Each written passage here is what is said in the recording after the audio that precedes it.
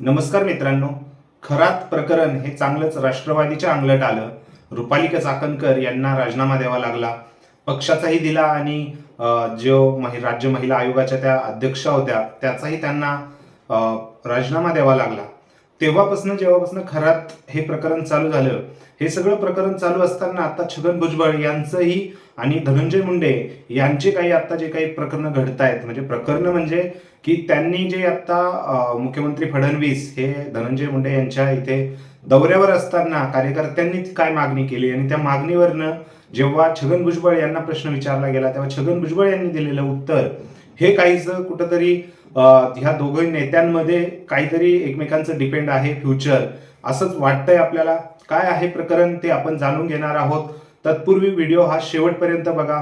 तुमचे विचार नक्की आपल्याला कमेंट सेक्शन मध्ये कमेंट करून व्यक्त करा. मित्रांनो, तुम्हाला आठवतच असेल धनंजय मुंडे हे दोन्ही राष्ट्रवादी एकत्र होऊ नये म्हणून जे काही 2-3 नेते होते राष्ट्रवादीचे त्याच्यामध्ये अग्रेसर होते. अजितदादा पवार यांच्यामध्ये आणि धनंजय मुंडे यांच्यामध्ये दुरावा वाढला होता हे सगळ्यांनाच माहिती आहे. जसं धनंजय देशमुख यांची पुढे केस झाली त्यानंतर ते त्यांचं बीड पालकमंत्रीपद जाणं, स्वतः अजित पवार यांनी त्यामध्ये एंट्री घेणं आणि त्यानंतर जे काही निर्णय घेणं हे सगळ्या गोष्टी घडतच होत्या. त्यानंतर मंत्रीपद गेल्यानंतर आता जेव्हा देवेंद्र फडणवीस हे एका कार्यक्रमावेळी होते त्यावेळेस कार्यकर्त्यांकडून मागणी करण्यात आली की तुम्ही काही करा, धनंजय मुंडेंना जसं पदरात घेतलं म्हणजे तुम्ही घेतायचे तर तुम्ही आता त्यांना मंत्रीपद पुन्हा द्या, असा काहीसा आवाज हा कार्यकर्त्यांकडून आला.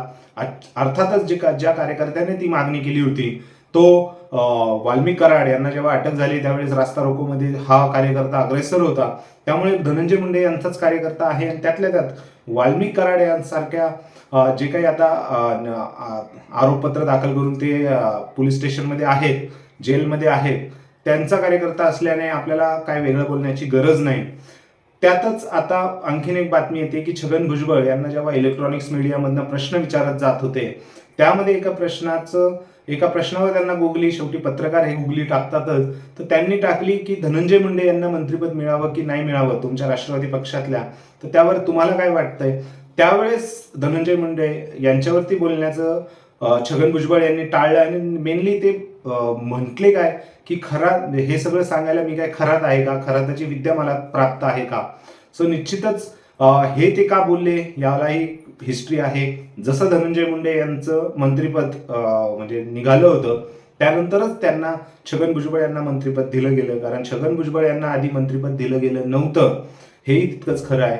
सो या दोघांचेही मंत्रिपद, या दोघांचेही राजकीय भविष्य हे एकमेकांवर डिपेंड आहे असंच सध्या तरी वाटतंय. तुम्हाला काय वाटतंय या गोष्टीबद्दल, कारण दोन्ही राष्ट्रवादी काँग्रेसचेच नेते आहेत आणि एकाचं पद गेल्यानंतर दुसऱ्याला मिळालं होतं. सो आता धनंजय मुंडे यांच्या मंत्रिपदासाठी शेवटी फडणवीसांकडे मागणी केली तर ते काय स्वतःच्या भाजपच्या पक्षातल्या कोट्यातनं देणार नाही आहेत, राष्ट्रवादी काँग्रेस पक्षाच्या कोट्यातनंच त्यांना धनंजय मुंडे यांना मंत्रिपद मिळू शकतं. अर्थातच धनंजय मुंडे यांनी जर भाजपमध्ये प्रवेश केला नाही तर तुम्हाला काय वाटतं या संबंधित गोष्टीबद्दल. धनंजय मुंडे यांचं मंत्रिपद छगन भुजबळ यांच्या मंत्रिपदावर अवलंबून आहे किंवा सुनेत्राताई पवार आता याच्यामध्ये काहीतरी वेगळा निर्णय घेऊन एखादं मंत्रिपद कोणाचं काढून कोणाला देऊ शकतात, म्हणजे अर्थातच धनंजय मुंडे यांना देऊ शकतात का, हे तुम्हाला काय वाटतंय. जेवढा तुमचा राजकारणाचा अभ्यास आहे, पॉलिटिकल रिव्ह्यू आहे, ते नक्की कमेंट सेक्शन मध्ये कमेंट करून व्यक्त करा. व्हिडिओ आवडला असल्यास लाईक करा आणि आपल्या चॅनलला सबस्क्राईब करायला विसरू नका. धन्यवाद.